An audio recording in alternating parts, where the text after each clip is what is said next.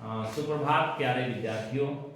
जैसा कि आपको पता है, हम विगत कई दिनों से SSJU या सुवन सिंह जीना विश्वविद्यालय अल्मोड़ा के BA प्रथम सेमेस्टर के NEP पाठ्यक्रम में हम पाठ्य चर्चा कर रहे हैं कई दिनों से लगातार, और एक हिसाब से इसे लाइव ही वीडियो समझें। आप बैठे रहे तो बस आपका चेहरा नहीं दिखाई दे बच्चों का, और मैं यहाँ से आपके साथ पाठ्य चर्चा पर बात करता हूँ। हम तुलसीदास पर ही बात कर रहे थे। तुलसीदास के रामचरितमानस पर हमने बात करी।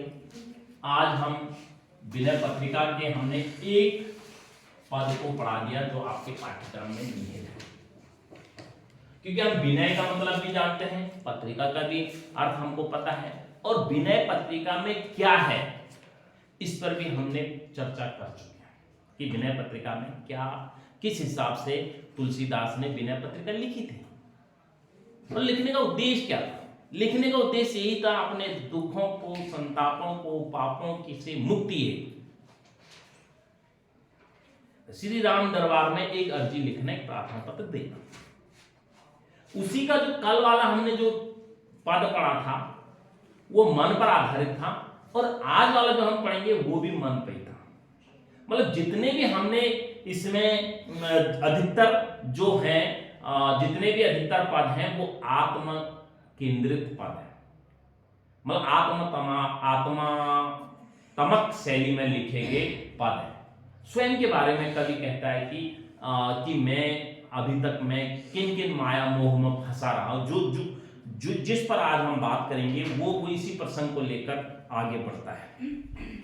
इसका जो संकेत है वो है ऐसी मूढ़ता।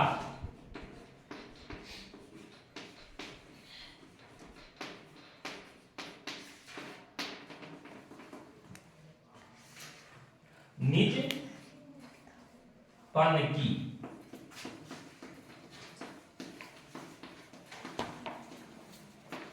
ये इसमें पद है। और अब इसके अगर ये पद आपके लिए व्याख्या के लिए परीक्षा में आता है तो आपने संकेत लिखकर फिर इसका क्या लिखना है, संदर्भ। संदर्भ आप सभी को आता ही है, और ये कंफर्म हो गया कि सभी विद्यार्थी संदर्भ लिखने में सक्षम हैं।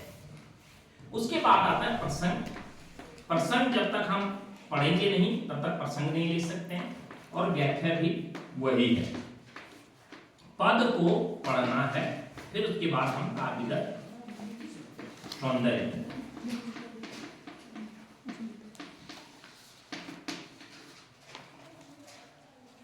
अब थोड़ा सा हम इसके पद पर बात करते हैं। ऐसी मूढ़ता या मन की,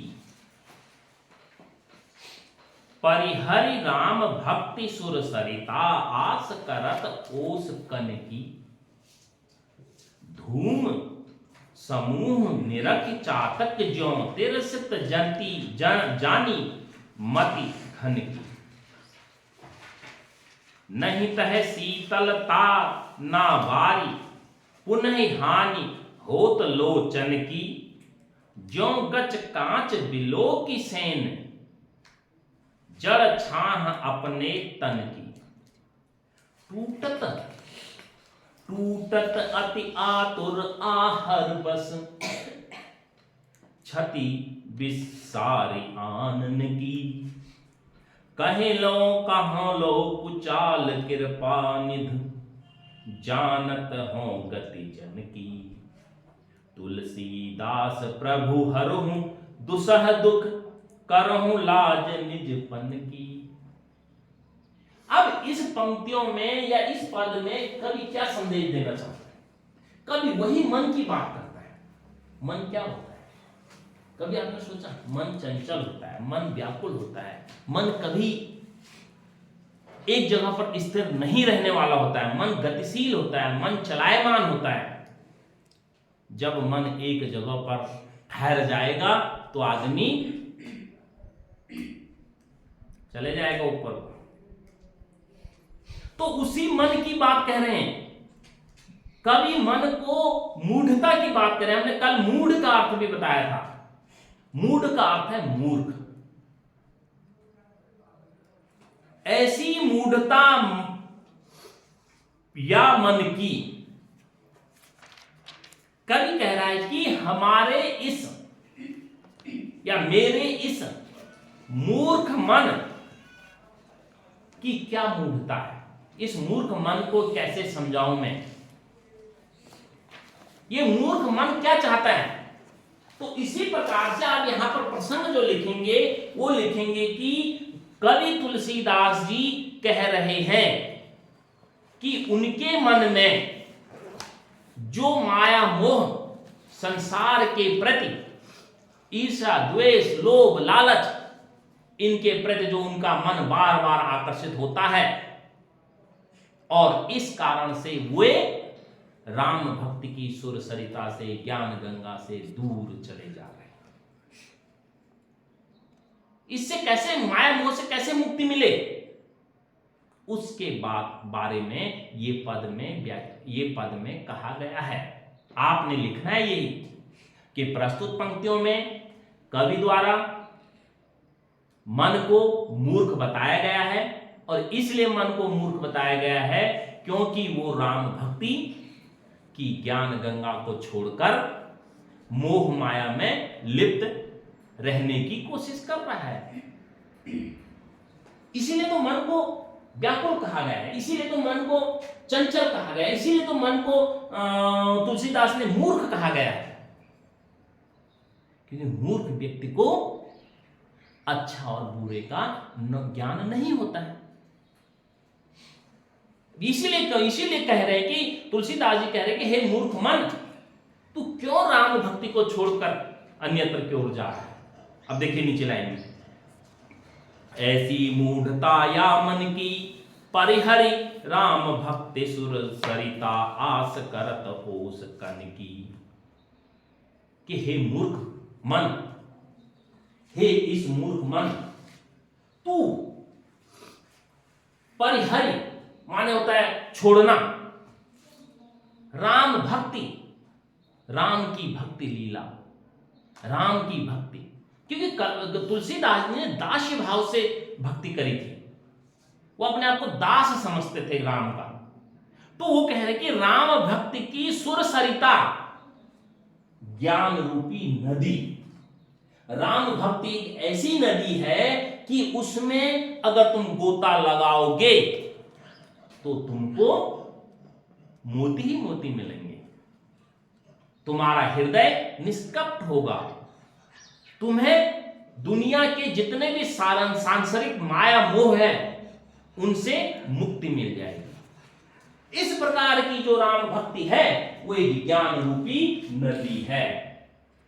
उस नदी को छोड़कर आस करत ओस कन की, आस माने आशा, करत माने करना, ओस कन, उस ज्ञान रूपी नदी, आपके पास नदी बहुत सारे पानी भरा है लेकिन तुम एक ओस की बूंद की इच्छा रखते हो, एक घड़े से एक लोटे पानी की इच्छा रखते हो, घड़ा नहीं रखना चाहते हो। अब वो ओस कन का आशय क्या है? ओस कन एक प्रतीक है लेकिन उसका अर्थ बहुत गहरा है। यहां ओस कन का अर्थ है कि माया रूपी संसार। आप माया रूपी संसार जानते हो? आज मेरे पास 10 रुपए हैं, कल को मेरे पास 1000 रुपए हो गए, फिर 10,000 रुपए हो गए। आज मैं मोबाइल कीपैड वाला मोबाइल चला रहा हूं, जैसे मेरे पास पैसे आए मैं कहूंगा मेरे पास कैसा होना चाहिए, एंड्रॉइड फोन होना चाहिए। एंड्रॉइड फोन भी आ गया, फिर मेरे पास पैसे आ गए, फिर मैं सोचूंगा मेरे पास आईफोन होना चाहिए। आईफोन भी होगा, फिर मैं कोई और गैजेट की बात सोचूंगा। आज मेरे पास छोटी गाड़ी है तो मैं कल को सोचूंगा बड़ी होनी चाहिए, बड़ी। ये क्या है? ये लोभ है, ये लालच है, यही ओसकन है, ये सिर्फ चलायमान है, इससे मुक्ति नहीं मिल सकती, इसे मोक्ष नहीं मिल सकती है, इसे मन को शांति नहीं मिलती है। आपने देखा होगा ना, कितने लोग धनी होते हैं, सब कुछ होता है, लेकिन वो उतने ही गरीब भी होते हैं। गरीब किसमें होंगे वो? बताओ। सब कुछ होने के बावजूद भी उनके पास उनकी आत्मा, उनका मन, उनके मन में संतोष नहीं है। सब कुछ होने के बाद भी उनके पास कुछ नहीं है। तो वो जो बात यहां पर कहने की कवि कह रहे हैं, आशय कह रहे तुलसीदास, वो कह रहे हैं कि ये सब कुछ शांति, संतोष, ये सब कहां मिल सकता है? ये राम की भक्ति में मिल सकता है। अगर हम राम की भक्ति को पहचाने या राम की भक्ति करें मन से। अगर हम नहीं करेंगे तो हमारा मन ऐसे इधर उधर भटकते रहेगा और मोह माया में अनावश्यक कार्य करते रहेगा। उन अनावश्यकों की जो कार्य किए गए हैं अभी तक, उन पापों की भी मुक्ति इसी राम भक्ति में है। राम भक्ति सुर सरिता की जो बात कही है, राम भक्ति रूपी, राम भक्ति ज्ञान रूपी नदी की यहां पर बात हुई। उसी हिसाब से अब कैसे, उसका एग्जांपल तुलसीदास जी दे रहे हैं। कैसे आदमी भ्रमवश कुछ का कुछ कर लेता है, उसका तुलसीदास जी कहते हैं, धूम समूह निरख चातक ज्यों, धूम समूह निरख चातक ज्यों, तेरे सत जनिमति घन की। अब यहां पर जो धूम शब्द है, इस धूम शब्द का अर्थ है, जो धूम जो शब्द है, इस धूम शब्द का अर्थ है धुआं। कभी आपने धुएं के बादल बनते देखे? धुएं के बादलों को देखा है? मैं आज प्रातःकालीन जब मैं भ्रमण के लिए जा रहा था तो नीचे नदी के किनारे एक घर पर किसी ने घर के आसपास अपने अलाव जलाए होंगे, तो उनका धुआं ऊपर उठ के एक लंबी सी परत चादर जैसी बिछी थी, करीब जमीन से 100 या 200 मीटर ऊंचाई पर। कभी कभी भ्रमित करता है धुएं के बादल में। तो यहां पर जो है कि धूम समूह निरख चातक ज्यों, अब ज्यों क्यों आएगा तो कौन सा अलंकार आएगा? उत्प्रेक्षा अलंकार, ये मैंने आपको बताया था। अब धुएं के बादल बन गए। चातक जानते हो चातक क्या होता है? चातक कभी नाम सुना है? चातक क्या होता है? चातक चतुर, घोड़ा। चातक एक पक्षी है, मैंने कभी बताया ना आपको, जो जब आसमान में बादल उगते हैं, जब मेघ आते हैं, जब घन आते हैं आसमान में, उसी के लिए निश्चित होता है। पहले सुन लो। चातक जो पक्षी है, जब आसमान में बारिश होती है, आसमान में जब बादल आते हैं, तो चातक उल्टे पांव करके खड़ा हो जाता, मतलब वो पंख फैला के उल्टा हो जाकर लटक जाता है आसमान में। ऐसे लटकने के बाद वो सोचता है कि जब बारिश की पहली बूंद जो आएगी, स्वाति नक्षत्र की बूंद, वो मेरे मुंह में आनी चाहिए। वो पानी तभी पीता है जबकि बारिश के बूंदों का ही पानी पीता है, कुल मिला के ये समझिए, वरना वो पानी नहीं पीता है। अब उस चातक पक्षी को भ्रम हुआ, जैसे हमें भ्रम हो जाता है ना, हम राम की भक्ति छोड़कर किसी अन्य की भक्ति करने लगे। उस चातक पक्षी को भ्रम क्या हुआ? धुआं, कहीं धुआं लगा था और धुएं के बादल बन गए। अब उन बादलों को समझकर चातक पक्षी उस धुएं रूपी बादलों के नीचे उल्टा होकर तिरसठ मन को, तिरसठ जनिमति घन की, और अपनी प्यास बुझाने के लिए उन बादलों से वर्षा की अपेक्षा या आशा करने लग गया। लेकिन वो तो कोई नेचुरल बादल थोड़ी है, वो तो धुएं के बादल है, वो कहां बारिश करेंगे? लेकिन उसे पता नहीं है, वो मोह माया लोभ लालच में इस तरह से फंसा है, उसे ये कंफ्यूज है कि ये धुआं है या बादल है, उसको खुद पता नहीं है। उसी प्रकार से मनुष्य अपने जीवन में इन मोह माया के कुछ चक्रों में फंसकर उसे पता नहीं रहता है कि असली राम की भक्ति कैसे होती है। नहीं ताहे तसी तलंता ना वारी, पुनः हानि होत लोचन की। अब वो जो चातक पक्षी था, जब वो धुएं के नीचे जब वो उल्टा करके खड़ा हो गया है, धुएं के अंदर जाकर या उल्टा होकर खड़ा हो गया या पंख फैलाकर जब वो गया, तो उसको ना तो शीतलता मिली, अगर बादलों के बीच में जाएगा तो बादल किसके होते हैं? पानी के होते हैं, तो ठंडक तो मिलेगी ना। धुएं के अंदर जाएगा तो ठंडक मिलेगी, गर्मी मिलेगी, गर्मी मिलेगी ना तो उसको शीतलता मिली, ना उसको वायु, वायु का अर्थ होता है पानी, ना उसको पानी मिला। और जब पानी भी नहीं मिली, शीतलता नहीं मिली, अब घुस तो गया था अंदर, और धुएं से उसने क्या कर दिया? अपनी आंखें खराब कर दी। लोचन ये नहीं है, पुनः हानि होत लोचन की। जब धुएं के अंदर वो चातक पक्षी गया तो उसके आंखों पर तो प्रभाव पड़ेगा ना। तुम धुएं के अंदर जाओगे तो तुम्हारी आंखों में मिर्ची लगेगी, तुम्हारे आंसू निकलने लग जाएंगे। वही स्थिति मनुष्य की भी होती है। अनावश्यक भ्रमवश अगर वो राम भक्ति ना करे, तुलसीदास जी कहते हैं अन्यत्र मोह माया में रहे, तो उसकी भी स्थिति इस चातक पक्षी की तरह ही होगी।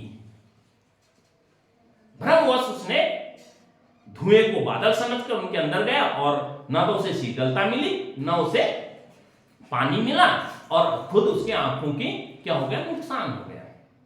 क्लियर? यहां तक मतलब तुलसीदास जी इस विनय पत्रिका के पदों के माध्यम से बताते हैं कि राम भक्ति में कितनी शक्ति है। इसीलिए तो मैंने कहा ना, अगर तुलसी के राम को जानना है तो रामचरितमानस पढ़ो, अगर तुलसी को जानना है तो विनय पत्रिका पढ़ो। कि तुलसीदास जी कितने गूढ़ भक्त थे कि वो इस विनय पत्रिका से स्पष्ट होता है।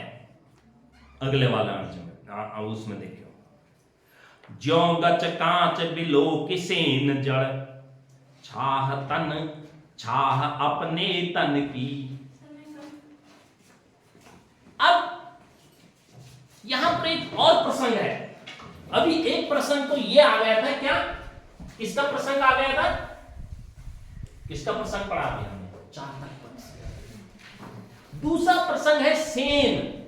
एक शब्द है इसमें, आपकी किताब में लिखा होगा सेन, लिखा है ना? ज्यों गच कांच बिलो की सेन जड़। सेन का अर्थ होता है, ये तो देखा होगा ना आपने, देखा है?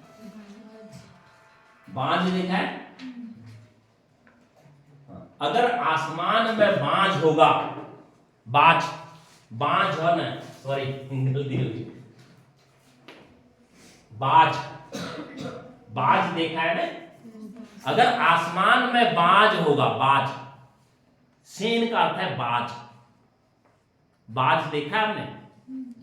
एक पक्षी होता है जो गरुड़ के छोटा भाई समझे और चातक का बड़ा भाई समझे। ठीक है? चातक से थोड़ा बड़ा होता है, गरुड़ से छोटा होता है, लेकिन बाज की जो नजर होती है वो बहुत पारखी होती है। कई पिक्चरों में भी आपने मतलब देखा होगा बाज, कूली पिक्चर में तो अमिताभ बच्चन के कहीं हाथ में भी, यहाँ भी वो बाज रहता है, कई बार उसको बाज बचाता है। ज्यों गच कांच बिलो की सैन जड़, छाह अपने तन की।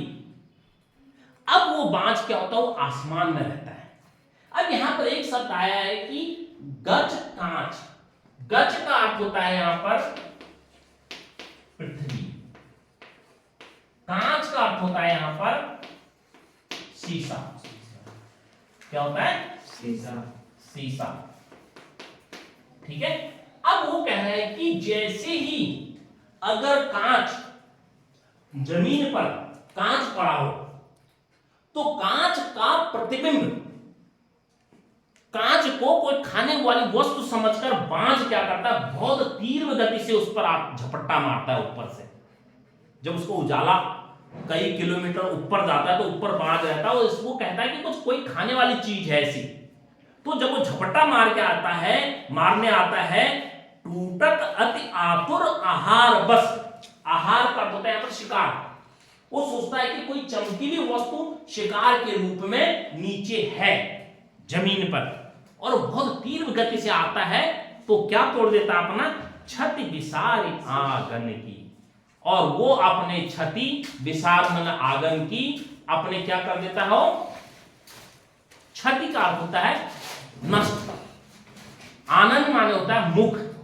अब बाज का मुख क्या होता है, चोंच, और जितनी तीव्र गति से आता है वो, और उस तीव्र गति के आने के बाद वो अपनी चोंच के क्या कर देता है, नुकसान कर देता है, चोंच को क्या कर देता है, घायल कर देता है। ऐसा क्यों होता है?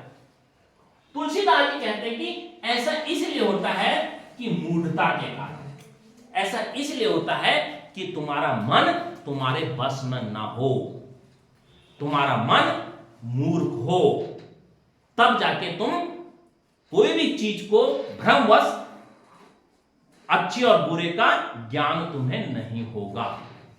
नहीं तो तुम्हारी भी स्थिति वैसी होगी चातक और बाज जैसी, चातक और बाज जैसी। कह लो कहो कुचाल कृपा निधि, जानत हो गति जन की। नमस्ते।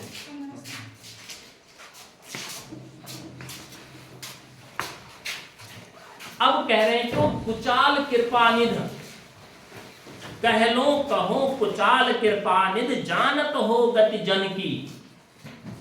कृपालु जो शब्द यहां पर आता है वो कृपालु कहते हैं राम को। जो राम है उनकी भक्ति में कितनी शक्ति है, वो प्रत्येक व्यक्ति की, जन माने होता है व्यक्ति, व्यक्ति की गति को, उसके मन को सब जानते हैं। ऐसे हैं प्रभु राम, ये कह रहे हैं तुलसीदास प्रभु हरो दुसहु दुख।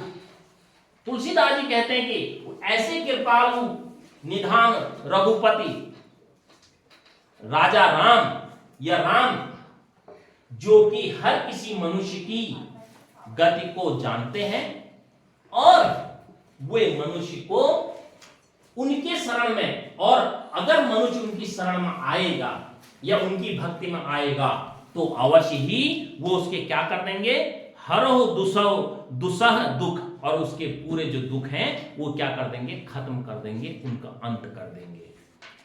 करहु लाज निजपन की, और सभी जितने भी उनके भक्त हैं उन भक्तों की क्या रखते हैं, राम लाज रखते हैं।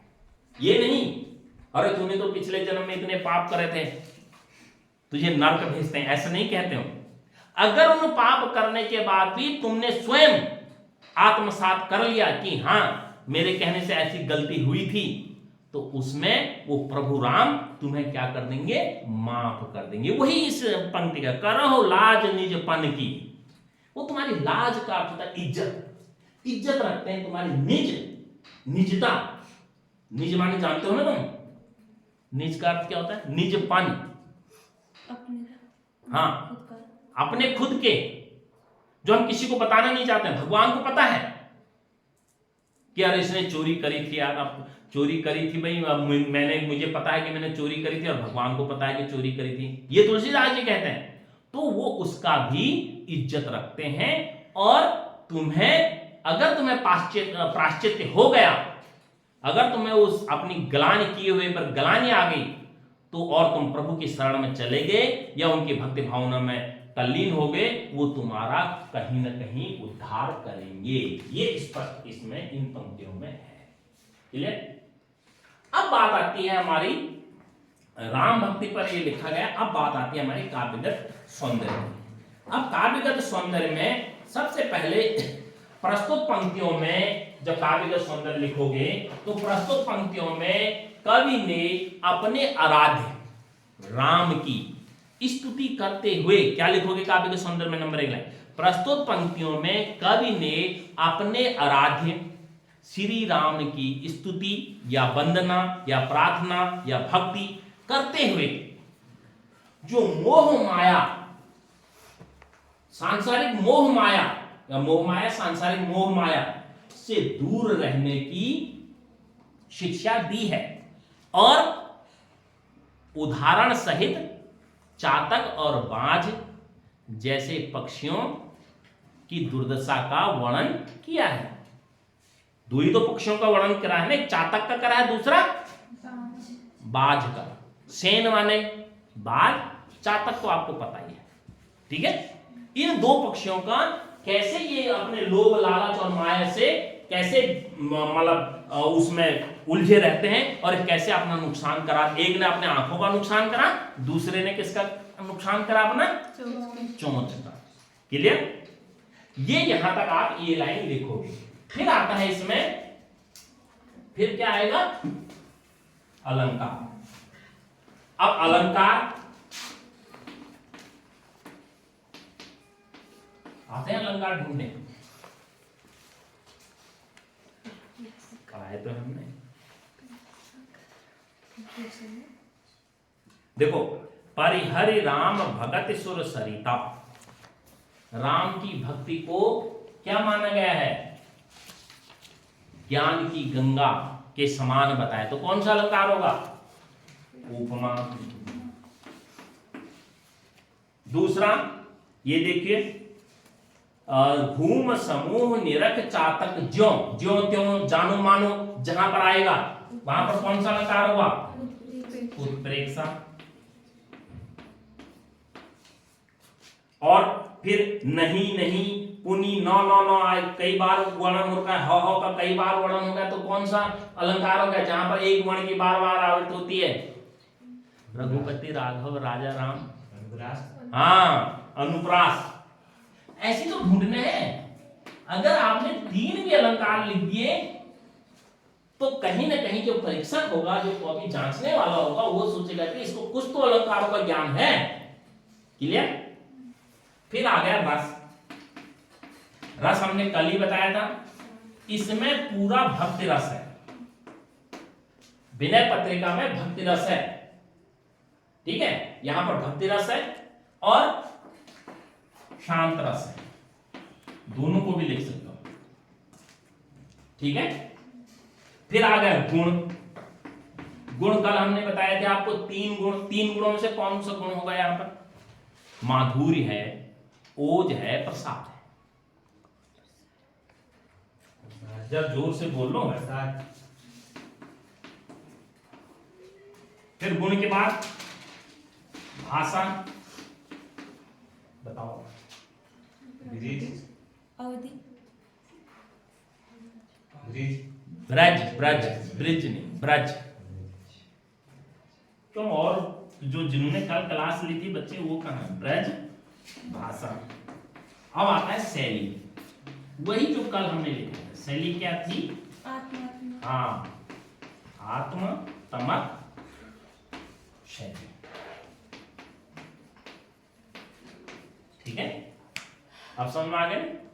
कुछ नहीं, कोई आपको कोई चिंता, कोई तनाव नहीं लेना है, कोई टेंशन नहीं लेनी है। तुम्हारी भाषा में बोलूंगा, तुम्हें सिर्फ कोई भी पद आता है उसको 2 या 3 बार ढंग से पढ़ो।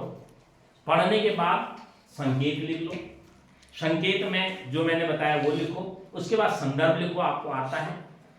उसके बाद प्रसंग लिखो, उसको पढ़कर 2 लाइन का। उसके बाद व्याख्या कर दो अपनी शब्दावली में। उसके बाद काव्य का सौंदर्य में अलंकार, रस, गुण, भाषा, शैली, और एक चीज मैं और भूल गया था इसमें, छंद। और आप भी नहीं बता रहे। छंद तो पता ही है आपको, कल भी लिखा गया था। छंद है पद, गे, कौन से पद और गे। तो ये रस, छंद, अलंकार, छंद, ये आपको उसमें लिख देना है, ठीक है। Thank you.